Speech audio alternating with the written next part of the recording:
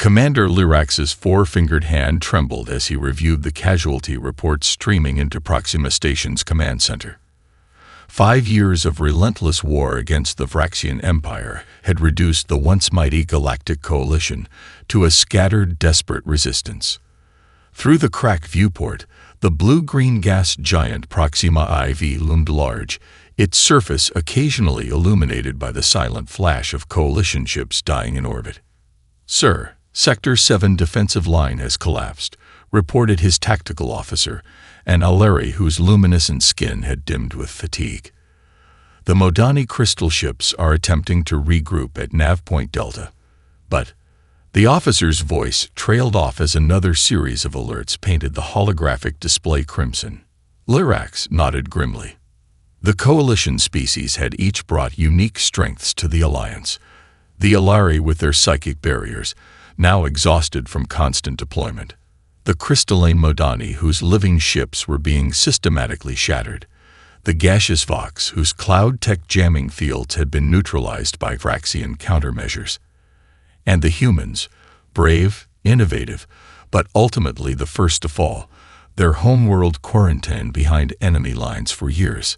"How many civilian transports remain in the evacuation queue?" Lyrax asked, his dual hearts heavy with the weight of impending defeat. 17 vessels, Commander. Estimated 4 hours until completion, but Vraxian battle groups will breach our final defensive perimeter in approximately 90 minutes. Lyrax closed his inner eyelids in momentary meditation.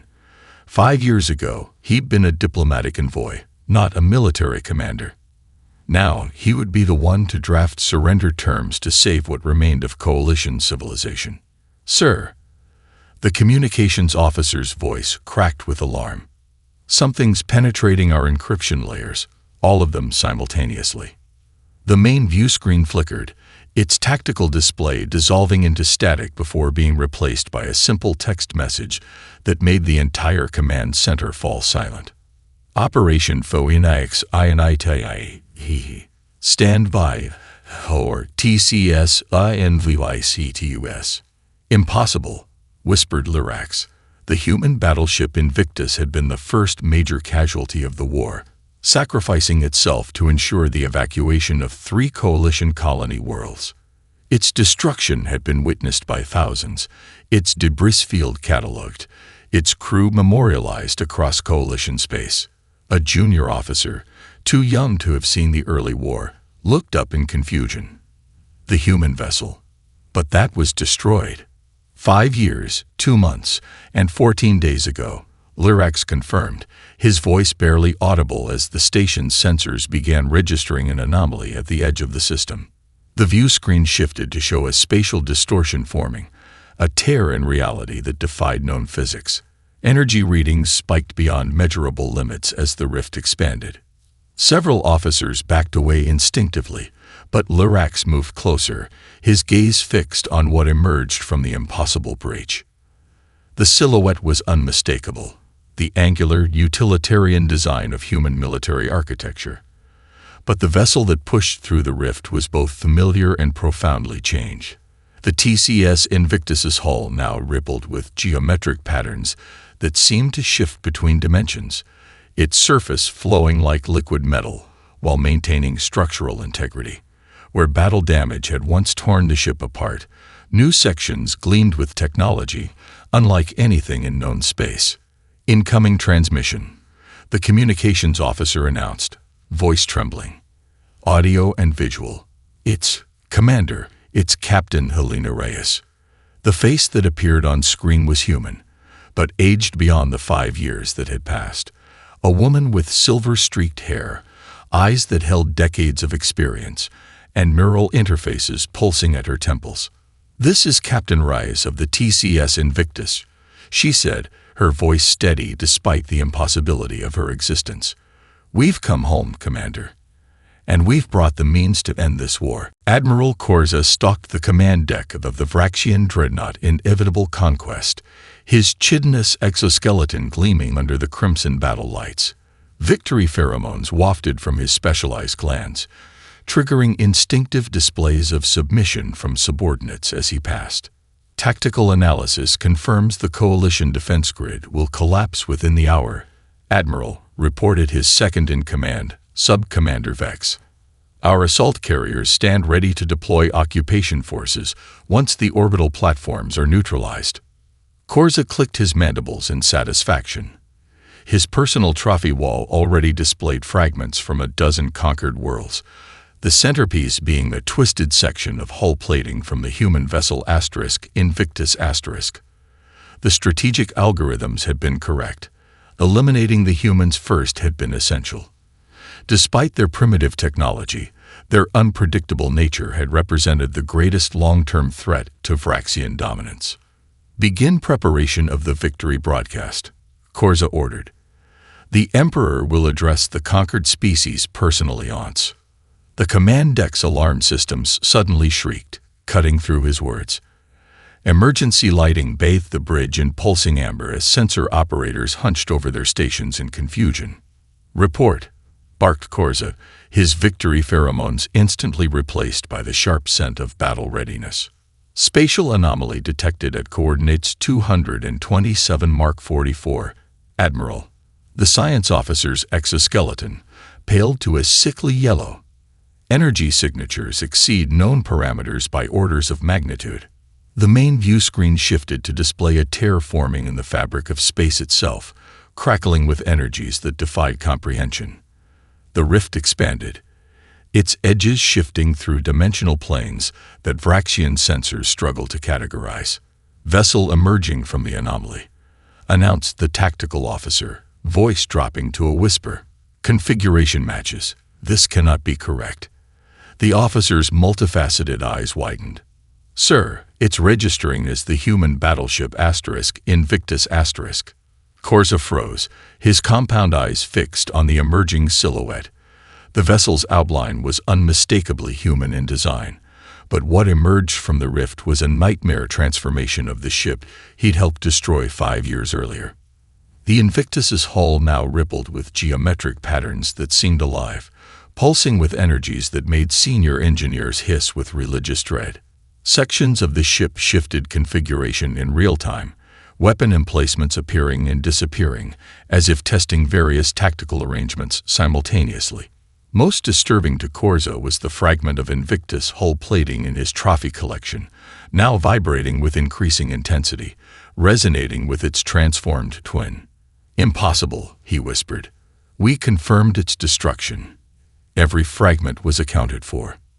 Admiral, the communications officer interrupted. We're receiving a directed transmission from the vessel. It's broadcasting on frequencies that shouldn't be detectable by our systems. Against his better judgment, Korza nodded. The view screen shifted to display a human female, one he recognized from intelligence briefings. Captain Helena Reyes had been a priority target in the initial assault on humanity, her tactical brilliance making her elimination essential. Yet here she stood, somehow aged far beyond the 5 years since her supposed death, neural interfaces visible at her temples, eyes holding knowledge that made Korza's ancestral instincts scream danger. Admiral Korza, she said, his name pronounced with unsettling accuracy in Vraxian phonetics no human vocal apparatus should manage. Before you attempt to attack, I suggest you analyze our defensive capabilities. Consider this demonstration. Without firing a single weapon, the Invictus projected an energy field that disabled the weapon systems of 3 Vraxian cruisers simultaneously. For the first time in his long military career, Admiral Korza faced a technological advantage he could not comprehend. Captain Helena Reyes gripped the edge of the command console as reality stabilized around the Invictus. The dimensional transition always left a lingering disorientation, a small price to pay for what they had gained. Transition complete, Captain, reported Lieutenant Commander Takeda, his voice resonating with harmonic undertones not possible for unmodified human vocal cords. His left arm, now a crystalline prosthetic that interfaced directly with the ship's dimensional drives, glowed with internal energy. All systems operational. The crew reports ready. Reyes surveyed her bridge crew, once 120 proud Earth officers, now 47 survivors transformed by their journey.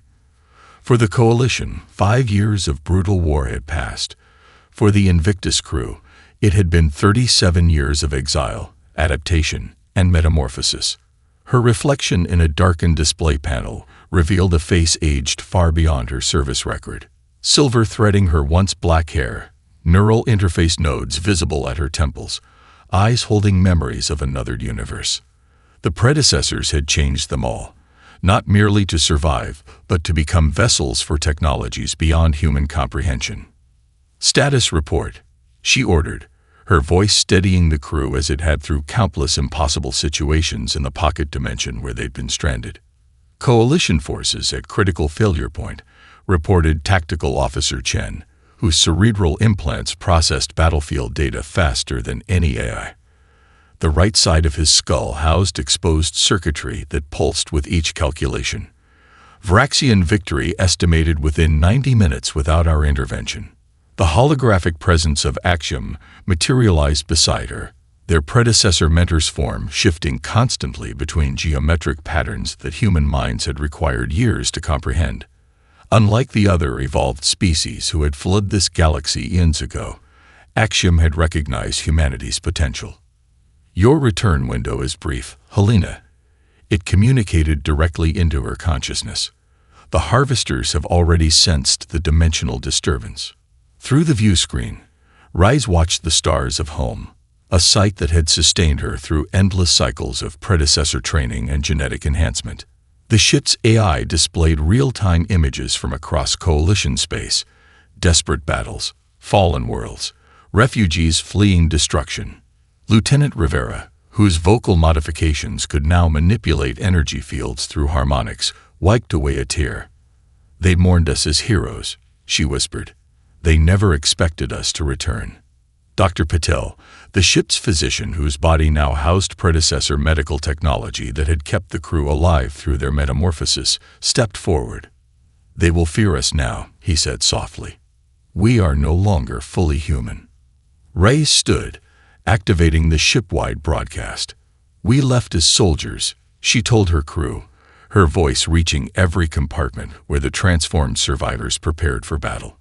"We return as something more." She nodded to communications, and her face appeared on screens across Coalition and Vraxian vessels alike.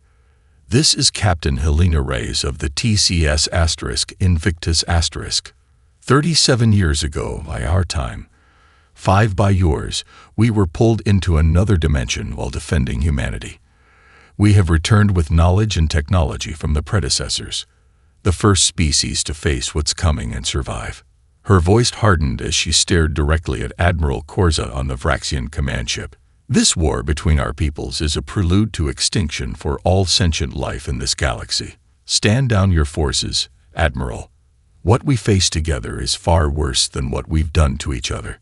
Behind her, the crew of the Invictus took their positions, no longer merely human, but living bridges between two civilizations and humanity's last hope. Commander Lyrax watched in stunned silence as the transformed Invictus accelerated toward the main Vraxian battle group.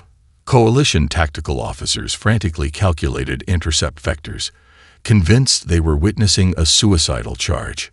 "They're heading straight for the Vraxian command dreadnought," reported his tactical officer. "Vraxian response fleet converging with overwhelming numbers. The human vessel can't possibly." The words died as the Invictus performed a maneuver that defied known physics. The battleship seemed to exist in multiple positions simultaneously, afterimages trailing behind it like quantum ghosts. Vraxian targeting systems fired at positions the ship had occupied microseconds before, their advanced weaponry. The same weapons that had devastated Coalition fleets for years, passing harmlessly through space. "What are we seeing?" whispered Lyrax, his jewel hearts pounding. "Sir, incoming data package from the Invictus," announced his communications officer. "It contains shield frequency modifications, weapons calibrations." On the tactical display, the Invictus danced through the Vraxian formation. Instead of firing destructive salvos, the human vessel emitted precise energy pulses that struck key systems on enemy ships. One by one, Vraxian vessels lost weapons capabilities, engines, and communications, disabled rather than destroyed. Implement those modifications immediately, ordered Lyrax, his strategic mind racing ahead. Distribute to all remaining Coalition vessels. As the data spread through the Coalition fleet, the impossible occurred. Vraxian energy weapons, previously unstoppable, dissipated harmlessly against modified shields. Coalition officers who had been prepared to die minutes earlier found themselves in a battle suddenly tipped toward equilibrium. The Invictus is hailing all Coalition vessels, reported communications. Captain Rice's transformed face appeared on screen. Coalition forces, this is Captain Rice. The shield and weapon modifications we've transmitted provide temporary protection against Vraxian technology. Form up behind the asterisk Invictus asterisk. We're creating a corridor for your civilian evacuation ships. Lyrax watched as the human vessel positioned itself between the Vraxian fleet and the vulnerable civilian transports. When Admiral Korza's dreadnought launched a desperate salvo of antimatter torpedoes, the asterisk Invictus asterisk extended an energy field that converted the devastating weapons into harmless light. "Sir," said his second-in-command in hushed tones, "the tactical advantage has shifted. We should press the attack while the Vraxians are disoriented." Lyrax studied the battlefield. 5 years of brutal war had conditioned Coalition forces to seize any advantage, to strike mercilessly when opportunity arose. The temptation to turn this moment into a decisive counterattack was nearly overwhelming. Then he noticed something peculiar about the Invictus's tactics. Despite its clear technological superiority, the vessel wasn't destroying Vraxian ships, only disabling them. Even now, as it moved to protect Coalition civilians, its actions spoke of restraint rather than vengeance. "No," Lyrax decided. "We follow the Invictus's lead. Complete the civilian evacuation while we maintain defensive positions." His senior officers stared in disbelief, but Lyrax held firm. Something in Captain Rice's warning about a greater threat resonated with him. If humanity had returned with power beyond comprehension, yet chose restraint, perhaps there was wisdom in following their example. "Sir," communications interrupted. "Captain Rice is requesting to come aboard. She says she brings information that will change our understanding of this war, and what lies beyond it." Lyrax gazed at the impossible vessel that had single-handedly reversed the tide of battle. "Grant permission. I want to hear what could make humans show mercy to the enemies who destroyed their homeworld." The command center of Proxima Station fell silent as Captain Helena Reyes stepped through the airlock. Her transformed appearance, neural interfaces visible at her temples, eyes that seemed to perceive beyond normal human spectrum, the subtle shimmer of subcutaneous enhancements beneath her skin, made even the non-human Coalition representatives uneasy. 2 of her officers accompanied her, Lieutenant Commander Takeda with his crystalline arm and Lieutenant Chen, whose exposed cranial circuitry pulsed with each calculation. They carried no visible weapons, yet their presence radiated power that needed none. "Commander Lyrax," Rise acknowledged with a nod. "Thank you for agreeing to this meeting." Lyrax gestured toward the briefing table where representatives from the Coalition species had gathered. Alari, Madani, Vox, and the few remaining human military leaders. "Your arrival has granted us a reprieve, Captain, but the Vraxians have only withdrawn temporarily. We have perhaps hours before they regroup." "The Vraxians are not our true enemy," Rice stated, activating a holographic projector embedded in her palm. Above the table materialized an image of the galaxy, but unlike any star chart the Coalition had seen. Certain regions glowed with ominous darkness that seemed to consume light rather than emit it. 5 years ago, when the Invictus was critically damaged in battle, our emergency jump drive malfunctioned, she explained. We were pulled into a dimensional rift and emerged in a pocket universe where time flows differently. There we encountered the predecessors. The hologram shifted to display geometric entities that defied biological classification. The predecessors were the first advanced civilization in our galaxy, but they withdrew from known space eons ago. Not due to decline, as your historians theorized, but because they discovered something in the void between galaxies. The hologram changed again, displaying vast, shadowy entities that seemed to consume entire star systems. They call them void harvesters, entities that feed on advanced civilizations. The predecessors detected their approach and retreated to pocket dimensions to observe and prepare. For millions of years, they've studied these entities, learning that the harvesters are drawn to the energy signatures of interspecies warfare. Commander Lyrax's scales paled. "You're suggesting our war with the Vraxians is a beacon," Rice confirmed grimly. "Every major battle, every planetary bombardment, every fleet engagement, they all create energy disturbances that draw the harvesters closer. The predecessors have monitored their approach. They will reach our galaxy within months." A murmur of disbelief spread through the assembled leaders. "If what you say is true," asked the Alari representative, "why would the predecessors share this knowledge with humans alone? Why not contact all spacefaring species?" Lieutenant Chen stepped forward, his cranial implants flickering. "They tried. For eons, they attempted to communicate with dozens of civilizations.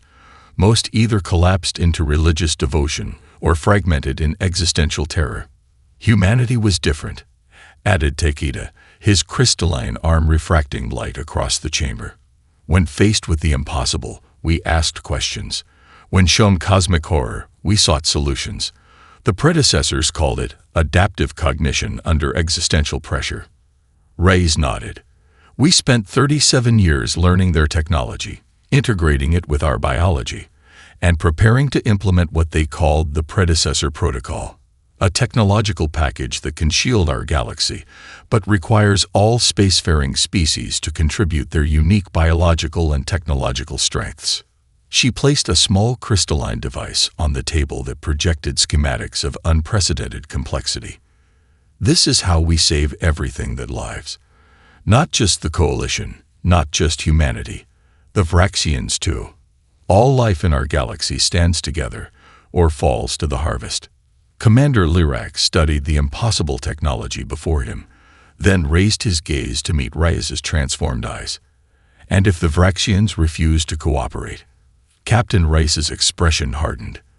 "Then the predecessors were wrong about humanity's greatest gift, our ability to unite disparate forces against impossible odds." Admiral Corza stood rigid before the Emperor's holographic projection.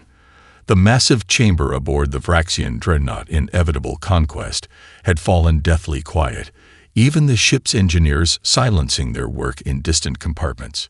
When the Emperor spoke, all Vraxians listened. "Explain again." Emperor Vor's mandibles clicked with barely contained fury. "How a single human vessel disabled 12 of our most advanced warships without destroying a single one." Corza's exoskeleton paled slightly. "The technology they wield defies our understanding, Your Eminence. Our analysis suggests the humans have somehow acquired capabilities beyond even theoretical Vraxian science." "Impossible," hissed the Emperor. "Humans are primitives. We destroyed their homeworld. We catalogued their technology. This must be Coalition deception." The tactical officer approached, bowing deeply. "My Emperor, we have verified the quantum signature of the vessel. It is indeed the Invictus that we destroyed 5 years ago, but changed. Furthermore, their captain has transmitted data to all Vraxian command ships simultaneously." "What data?" demanded Emperor Vor. Admiral Corza activated the holographic display. "Evidence of entities they call void harvesters, cosmic predators drawn to the energy signatures of our war with the Coalition. The humans claim these entities will reach our galaxy within months and consume all advanced life forms." The Emperor's hologram leaned forward. "And you believe this human deception?" Corza hesitated, his career and life balanced on his next words. "Your Eminence, I have fought the humans since the war began. They are cunning and unpredictable, but not deceitful in this manner. More importantly, if they wish to destroy us, they have demonstrated the capability to do so.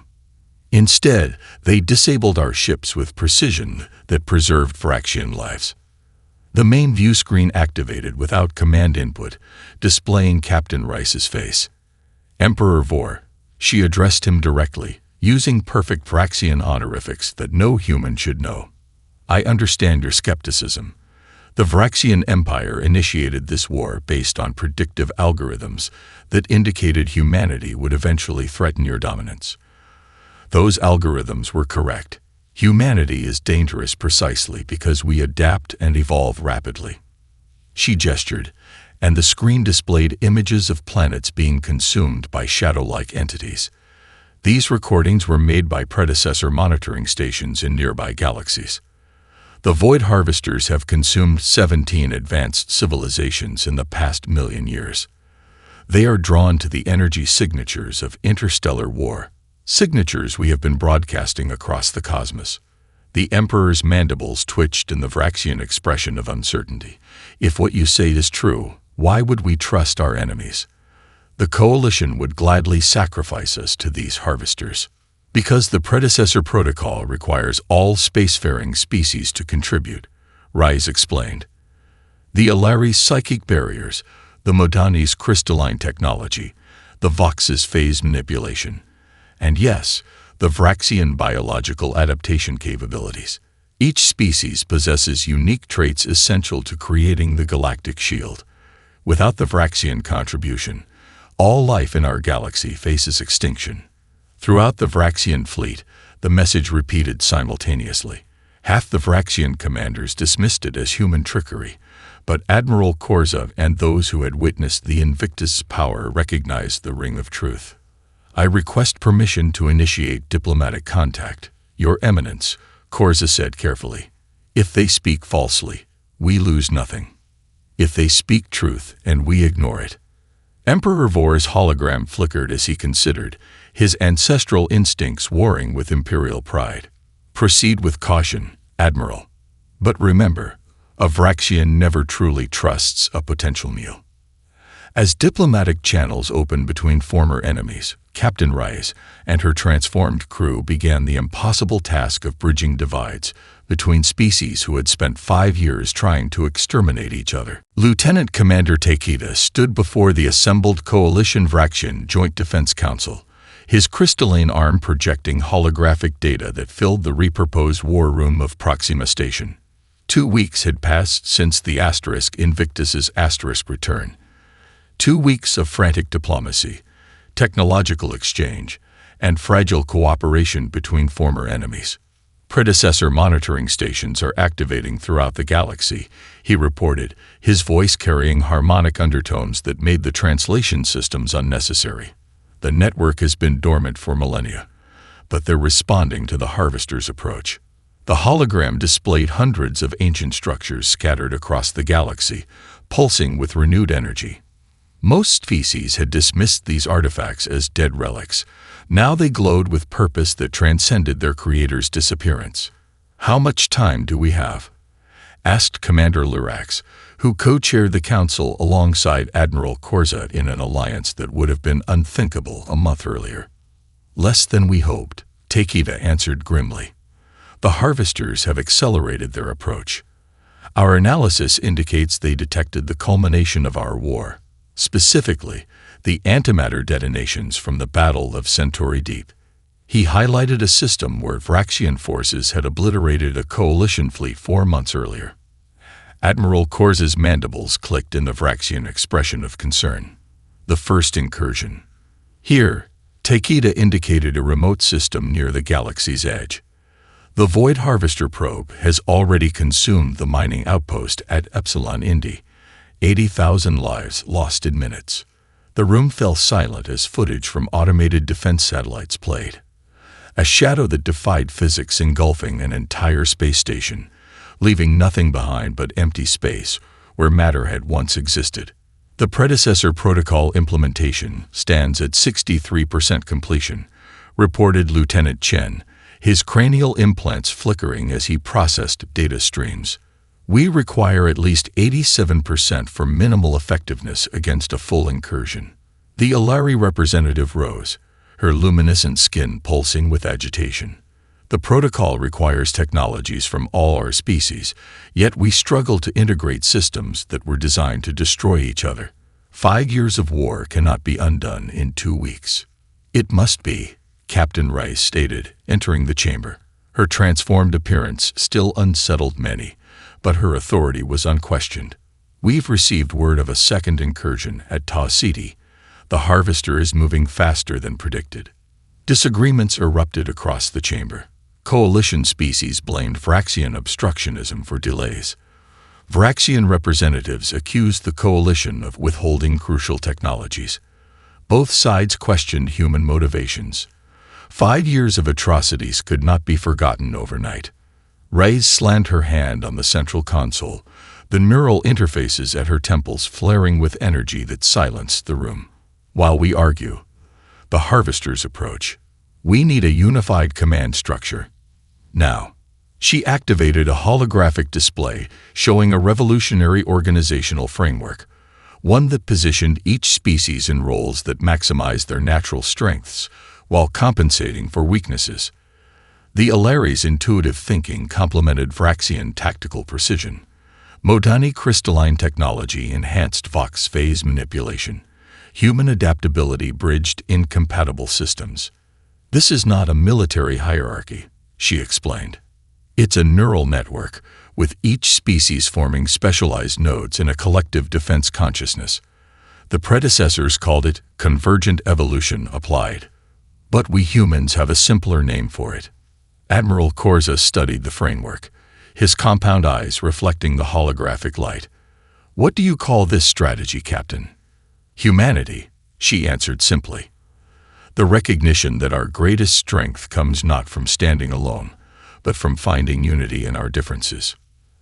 As the Council reluctantly implemented the new command structure, long-range sensors detected the third Harvester probe entering the galaxy, larger than the previous 2 combined. The primary Void Harvester materialized in the Antares system, its vast form blotting out the red supergiant star, not a vessel or construct, but an entity of impossible scale, a living void that consumed everything it touched.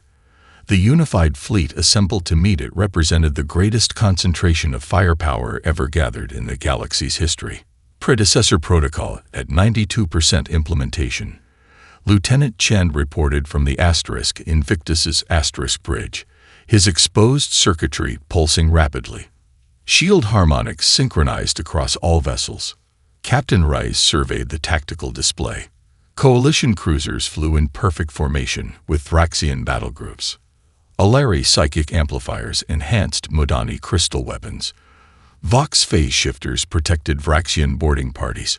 1 month ago, these forces had been locked in mutual annihilation. Now they moved as one. The Harvester is scanning our defenses, Takeda announced, his crystalline arm interfacing directly with the sensors. It's adapting already. The massive entity pulsed, dark tendrils extending toward the fleet. Where they touched, ships simply ceased to exist, matter converted directly to energy and absorbed. Evasive pattern Rice 7 ordered Corza from his flagship, now seamlessly integrated into the command network. The fleet responded instantly, executing maneuvers that would have been impossible without the neural-linked command structure. The Asterisk Invictus Asterisk led the primary attack group, its transformed hull rippling with energies that defied conventional physics. The weapons they deployed, derived from predecessor technology, but enhanced by human ingenuity, momentarily staggered the Harvester, creating temporary vulnerabilities that the Allied fleet exploited with precisely coordinated strikes. For 18 hours, the battle raged across the Antares system.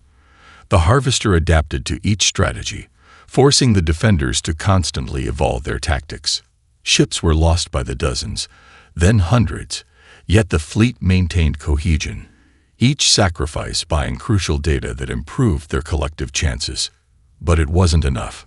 The Harvester is accessing our shield frequencies faster than we can modify them, Chen reported, blood trickling from his implants as he pushed them beyond safe limits. Predecessor protocol effectiveness dropping below critical threshold. In the command center, Reyes and the senior commanders from all species watched their options dwindle. The surviving fleet could retreat, abandoning the Antares system, but sensor data confirmed 2 more harvesters approaching nearby sectors. This wasn't a battle they could avoid.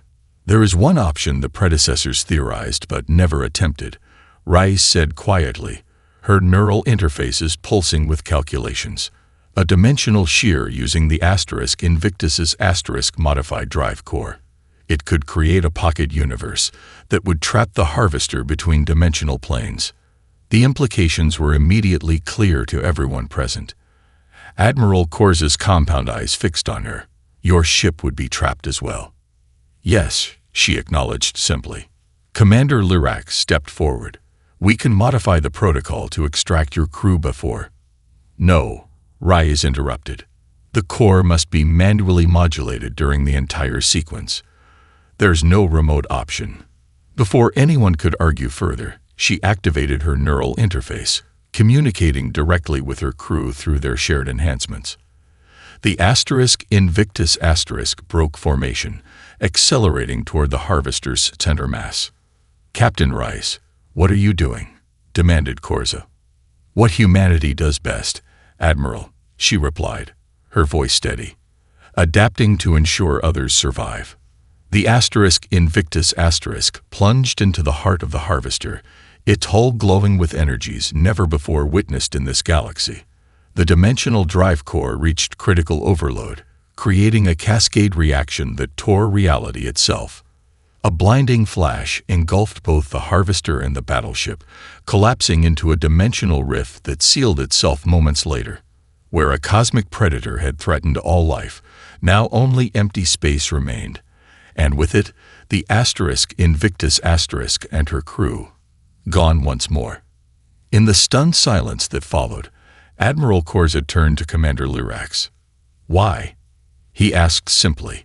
Why would they sacrifice themselves for species who once tried to destroy them? Lyrax gazed at the emptiness where the human ship had vanished. Because that's the promise of humanity. Not conquest or even survival at any cost, but the recognition that some things are worth dying for. They returned not just to save their own kind, but all of us.